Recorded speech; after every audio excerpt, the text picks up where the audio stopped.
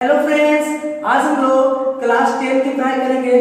Class 10 में जो इतिहास है, इतिहास का चैप्टर नंबर 5 अर्थव्यवस्था और आजीविका, इसी की पार्ट नंबर हम लोग 3 की पढ़ाई करेंगे। आज हम लोग तीसरे पार्ट की पढ़ाई करेंगे। आज के वीडियो में हम लोग क्या करेंगे, तो 2 क्वेश्चन जानेंगे। एक है इंग्लैंड में औद्योगिकीकरण के प्रभाव, और दूसरा ये क्वेश्चन जो है 19वीं सदी के यूरोप के कुछ उद्योगपति जो है मशीनों की बजाय हाथ से काम करने वाले श्रमिकों की प्राथमिकता देते थे। इसके कारण हम पिछले पार्ट में आपको बता दिए थे कि अगले पार्ट में लोग क्या करेंगे, औद्योगिक क्रांति के परिणाम जानेंगे, औद्योगिक क्रांति के प्रभाव जानेंगे।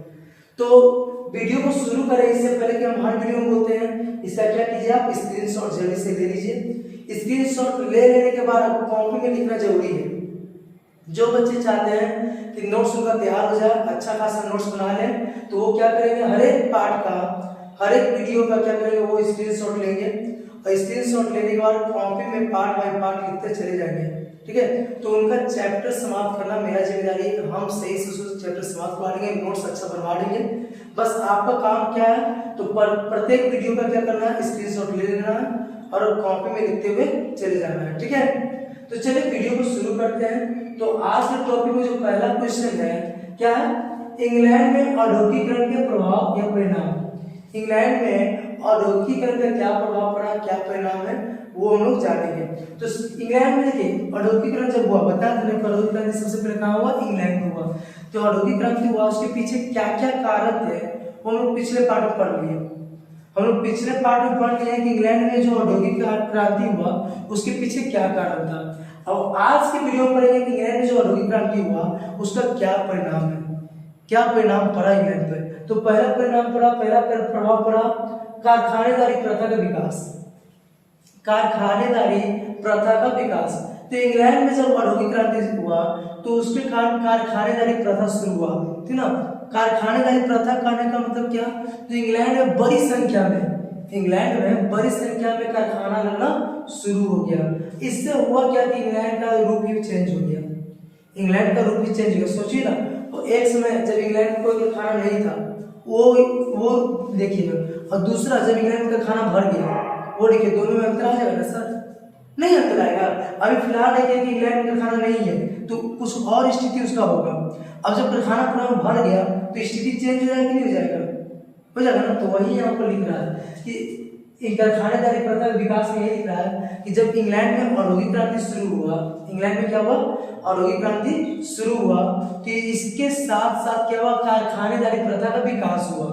कारखानेदारी प्रथा का विकास करने का मतलब क्या, बड़ी संख्या में वहां पर कारखाना लगना शुरू हो गया। इससे उसका रूप ही बदल गया। इंग्लैंड का जो रूप था वो पूरी तरह से क्या हो गया, बदल गया, हुलिया ही बदल गया। दूसरा पूंजीपति वर्ग का विकास। जब इंग्लैंड में औद्योगिक क्रांति हुआ तो इंग्लैंड के जो अमीर लोग थे, संपन्न लोग थे, जिनके पास पूंजी था, जिसके पास धन था, वो लोग क्या करना शुरू किए, तो उद्योगों में अपना पैसा लगाना शुरू किए। उद्योगों में अपना पैसा लगाना, कारखानों में अपना पैसा लगाना शुरू किए और मुनाफा कमाना शुरू, मतलब उनको मुनाफा होना शुरू हो गया। तो ये लोग पूंजीपति कह रहा है, ये लोग क्या कह रहा है, पूंजीपति। और इनका स्थिति दिन प्रतिदिन क्या होता चला गया, अच्छा होता चला गया। अच्छा होगा कि नहीं होगा, फिर से समझिए, पूंजीपति वर्ग का विकास। जैसे इंग्लैंड में औद्योगिक क्रांति हुआ तो इंग्लैंड के जो संपन्न लोग थे, जिनके पास धन था, जिनके पास पूंजी था, वो लोग क्या किए, कारखानों में अपना पूंजी लगाना क्या किए, शुरू कर दिए। तो कारखानों में अपना पूंजी लगाना शुरू कर दिए तो उनका स्थिति दिन प्रतिदिन क्या होता चला गया, अच्छा होता चला गया। ये लोग को क्या नाम दिया गया, पूंजीपति, है ना। ये लोग क्या कह रहा है, पूंजीपति कह रहा है। इनका स्थिति दिन प्रतिदिन अच्छा होता चला गया, मजबूत होता चला गया। श्रमिक वर्ग का उदय। तो जहां इंग्लैंड में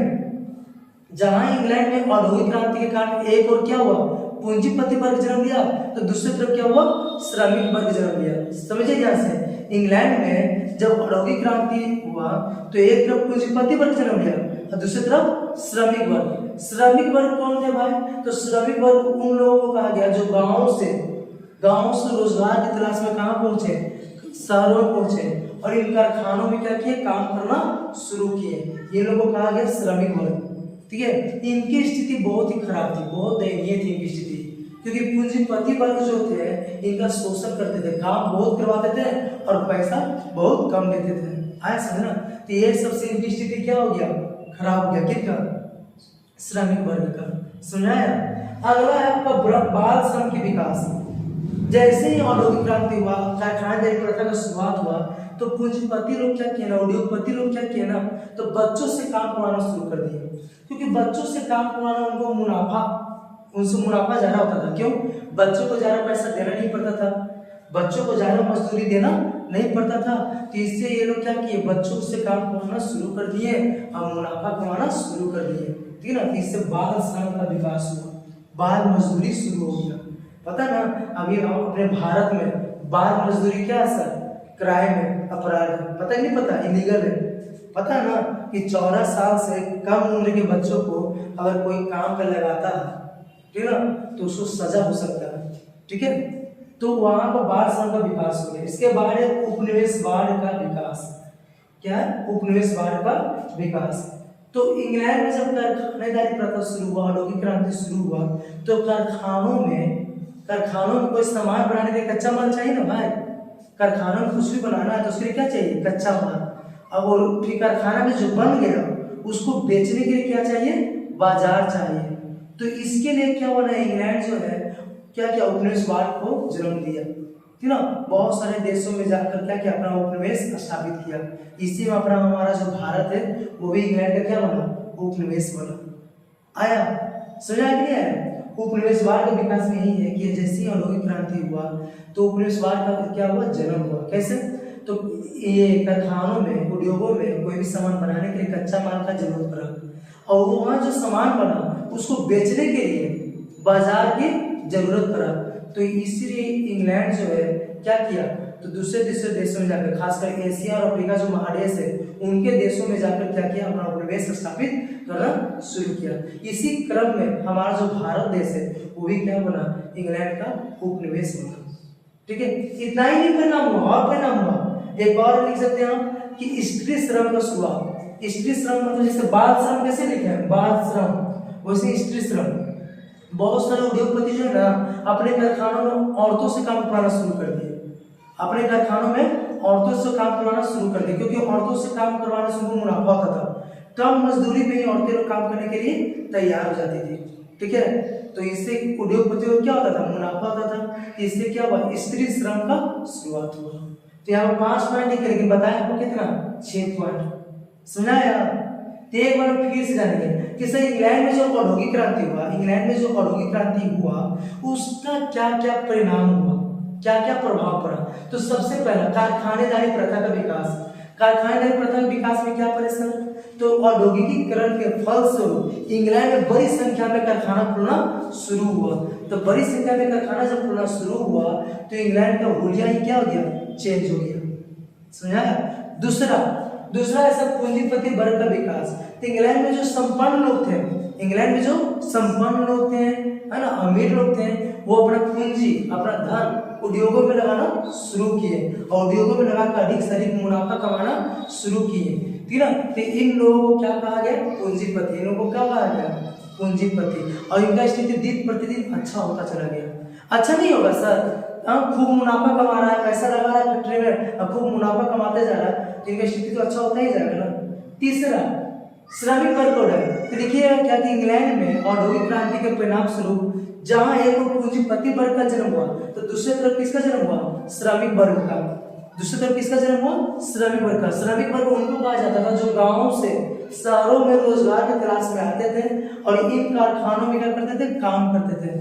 फिर इनकी स्थिति बहुत ही खराब था, बहुत ही दयनीय था। इनकी स्थिति बहुत दयनीय था क्योंकि पूंजीपति लोग इनका क्या किए? खूब शोषण किए, बहुत शोषण किए, काम बहुत करवाते थे और मजदूरी बहुत कम लेते थे। इससे इनका स्थिति खराब बना रहा, हमेशा खराब ही रहा। चौथा क्या है सर? तो बाल श्रम का विकास। बाल श्रम का विकास होता है कि इंग्लैंड के जो उद्योगपति जो है वो क्या किए? तो बच्चों से काम करवाना शुरू कर दिए उद्योगों में। इससे क्या होता था? वो मुनाफा होता था, क्योंकि बच्चे लोग कम मजदूरी पे ही काम करने के लिए तैयार हो जाते थे। अब बच्चों के जो गार्जियन होते थे वो भी तैयार हो जाते थे। क्यों? सोचते थे कि जे यही बार कुछ और पैसे मिल जाए। बच्चों के जो गार्जियन थे, अभिभावक थे, वो भी बच्चों को मना नहीं करते थे। सोचते थे कि कुछ और पैसा इससे क्या हो जाएगा? हमको मिल जाएगा। तो इससे बाल मजदूरी का शुरुआत हुआ। 5वां लिखेंगे स्त्री श्रम, जो हम यहाँ पर लिखे नहीं, ठीक ना।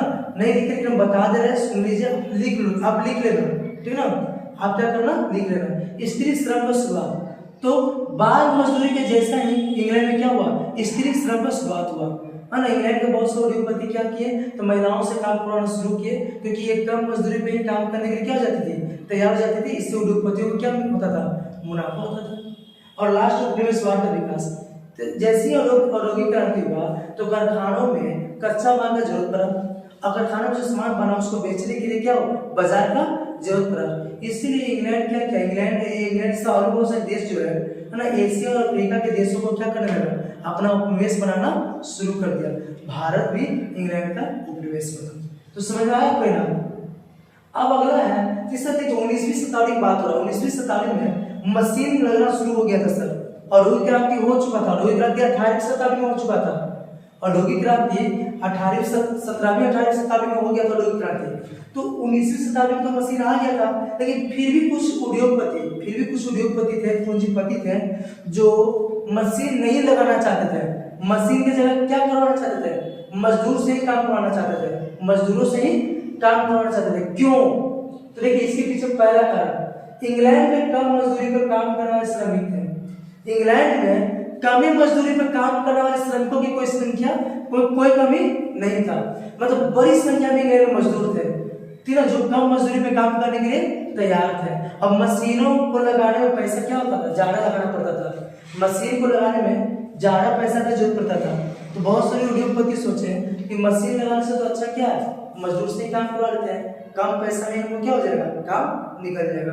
दूसरा क्या है ना कि मशीन लगाने में तो पैसा ज्यादा लगता ही था, लेकिन बिगड़ गया, खराब हो गया, तो उसको मरम्मत में भी क्या होता था, बहुत अधिक पैसा लगता था। लेकिन मजदूर से क्या होता था, कम खर्च में क्या करवा लेता था, काम करवाया जा सकता था। इसीलिए उद्योगपति लोग क्या किए, मजदूर से काम करवाना अच्छा समझे, मशीन लगाना अच्छा नहीं समझे। अगला क्या है कि एक बार जब मशीन लगा लिया जाता था, एक बार मशीन जब लगा लिया गया तो उपयोग हो या ना हो उसको रखना पड़ता था। तो आपका पूंजी फंस गया ना सर। लेकिन मजदूरों में यह बात नहीं था, है ना। जरूरत के हिसाब से हम मजदूरों को बढ़ा भी सकते थे, और जरूरत नहीं है तो मजदूरों को हम निकाल भी सकते थे, ठीक ना। तो मजदूरों में ये फायदा था, ऐसा ना। इसलिए उद्योगपति क्या किए, मशीन न लगा के क्या किए, मजदूरों को रखना उचित समझे, अच्छा समझे, ठीक है। इसके बाद क्या है कि इंग्लैंड में कुछ विशेष प्रकार के जो सामान था, ठीक ना, वो मजदूर ही बनाते थे, कुशल कारीगर ही बनाते थे। इंग्लैंड में जो कुछ विशेष प्रकार के सामान था वो सिर्फ कुशल कारीगर ही बना सकते थे, फिर मशीन से उतना अच्छा डिजाइन बनाया नहीं जा सकता था। इसीलिए बहुत सारे उद्योगपति मशीन लगाना उचित नहीं समझे।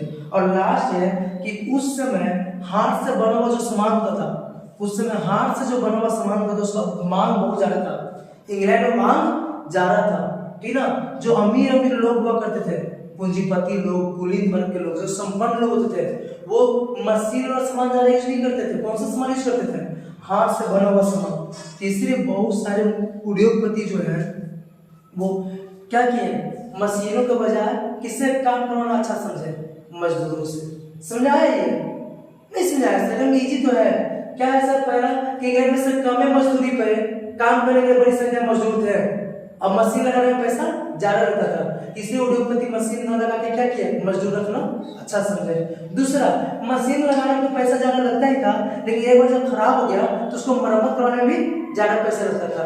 अब मजदूरों में ऐसा कोई बात नहीं था, कम खर्च में मजदूरों से क्या करवा सकते थे, काम करवा सकते थे। इसलिए क्या करने लगे, मजदूर रखना शुरू कर दिए मशीनों की जगह पर। तीसरा, एक बार जब मशीन लगा लिए तो उपयोग हो या ना हो उसको तो रखना ही पड़ता था भाई, है ना। तो आपका पूंजी फंस जाता था, जब उपयोग नहीं है पूंजी फंस गया ना।